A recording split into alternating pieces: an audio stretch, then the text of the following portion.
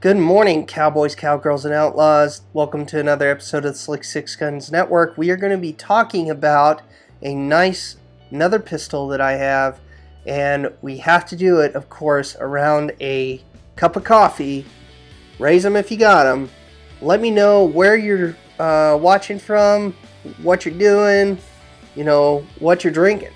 I mean, that's what this is all about. We are just socializing and having a great time. So, cheers.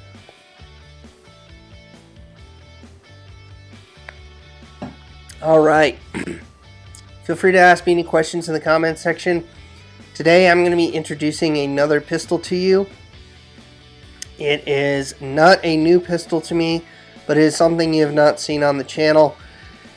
And let's just say that I have my fair share of guns that aren't really all together, but nonetheless are interesting pieces and are things that you are probably interested in learning about. So, as always, these weapons that I'm going to show you, I'm going to tell you about why I got them, how much I paid for them, what I think of them as far as initial impressions, and also show you just the pistol in general so that you have a general idea of the quality that you guys can receive when you are going to go out and get these things, if that's what you are going to do. But the pistol I'm going to introduce to you is what you would call a Saturday night special.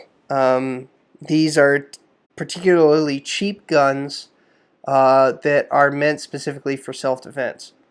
So they are not really high quality, if you would consider it that, but let's just say that the Saturday night specials were around well before the Saturday night special name was actually coined.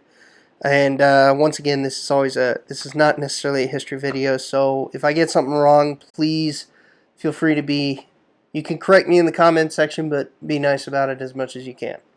Anyway, this weapon has been safety checked, but I'll go ahead and show you. This here is my Saturday night special. Weapon is clear.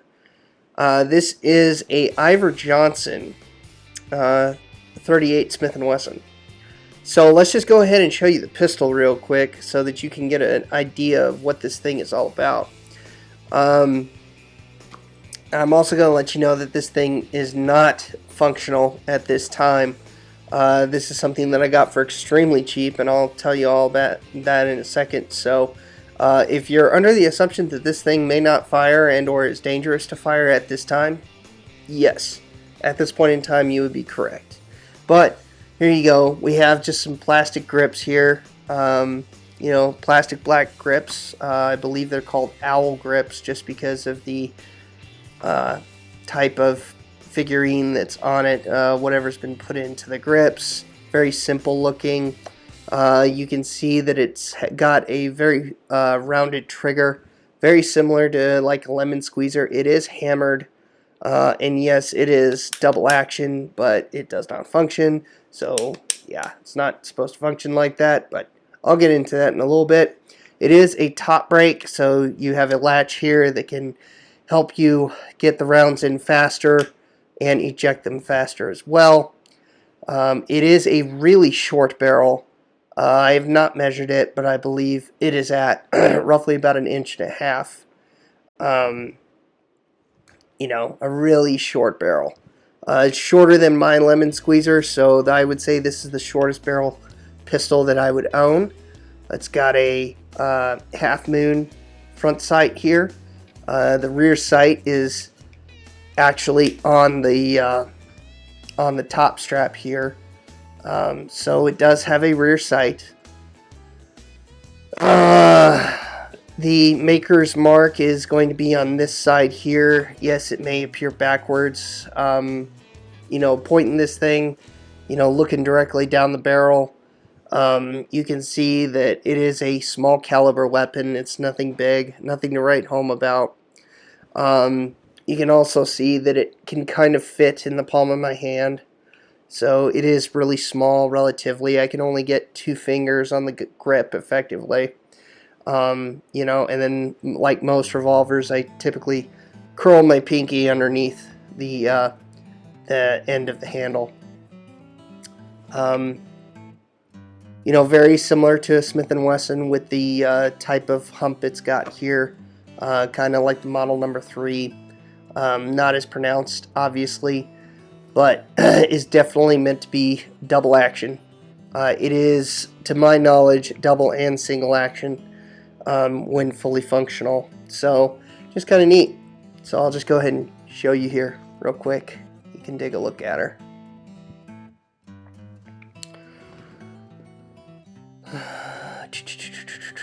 Okay. All right. So this pistol, I got relatively cheap. I mean, when I said Saturday night special means cheap self-defense gun, that's exactly what this is. I got it for really cheap. In fact, I got it for basically free. It came in to me as a parts gun. It is still a parts gun, but when I first got it, it was all rusted entirely. In multiple pieces. I didn't know what belonged to what. I basically could identify the thing by the maker's mark. And then also the fact that, just on my experience on top break revolvers, I could tell you kind of generally what it was. And, that's how it came to me. And somebody didn't want to put it back together, didn't have the means to fix it. And I have, for the better part of, for over a year, been not working on this gun, but I have worked on it periodically. I took the rust off, gave it new grips. It didn't even come with grips. So I got the grips replaced, which was the easiest thing of this entire project so far. I basically had to look at schematics to see, because this thing literally was broken down into its all individual pieces. So I had to assemble it from scratch. And parts were not necessarily missing, but there were parts in there that just didn't fit altogether, which tells me I think someone tried to repair it earlier and just kind of gave up. So I am working on restoring this thing back to its former glory of actually being useful. Right now it is not, but it is certainly not in the shape it was when I received it. I took all the rust off. I put the gun back together to at least look. Basically, it can be a wall hanger right now. But it can't be a functional weapon at this point because the parts that I tried to put back in when I, just because of all the rust and stuff and, learning how to put this gun back together appropriately, the smaller parts actually broke, specifically the springs. So I believe the trigger return spring broke. It originally, the trigger return spring broke on this, or the trigger spring broke, I should say, on this. The hammer spring is fine. It functions as it should. But the sear spring, I believe there is a sear spring on this thing. And when I tried to put the sear in, the sear spring is tiny and it snapped. So I have to get another sear spring for it. Also, the spring, the latch spring is weak. That needs to be replaced. It shouldn't be able to wobble like that. That is very not. It's not what it's supposed to do. So, and it shouldn't be super duper easy to necessarily open it like that. This thing, I'm not saying it would, but I would be afraid of this opening under recoil with the how weak that spring is. There is a spring in there though, or somebody could have put the wrong spring in, but I need to replace it. I don't think there's anything wrong with the parts, so the plunger for the latch is still good, I think.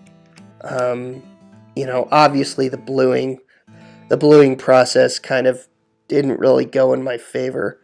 It looks its age, let's put it that way. So if you were to get this, in my opinion, in some of the guns that I've seen, like the first generation Colts, if they came to me in this condition, I would say that, they had been well used. And the bluing that is on it has stayed, so I'm probably not going to re-blue it. Because the rust hasn't come back. I cleaned her up pretty decent. And I'm just probably going to keep this as a dirty old as a dirty old Saturday night special. For it is what it is. It's a cheap gun that was meant for self-defense, and I don't really want to make it pretty. I don't want to nickel it. I don't want to niter blue anything. I don't really want to restore this. I just want to make it functional. So, and to where it doesn't have any rust on it. That's really what I'm doing. Why I got this? Well, let's just say that it was a stinking deal to get this for free. And I also like pocket pistols. I do have one in 32. I do not have one. I now have 3 in 38. This was my first 38 Smith & Wesson that I actually had before I got the other 2, which you saw in previous videos. So this was something that I wanted to get because it was a different caliber. It was a pocket pistol. It was cheaper. And, that's why I got it, As far as my impressions of this thing, once again, this is not a full review, so please don't take it as such. This is really just a first impressions. Ugly but functional. Let's put it that way. Had this thing come to me as, beautiful bluing, royal blue or whatever, with color case hardening on it, I could tell you that it probably would have been a pretty gun. But this thing is not pretty at all. I do not like how the grips worked out. That's something that I am going to have to fix.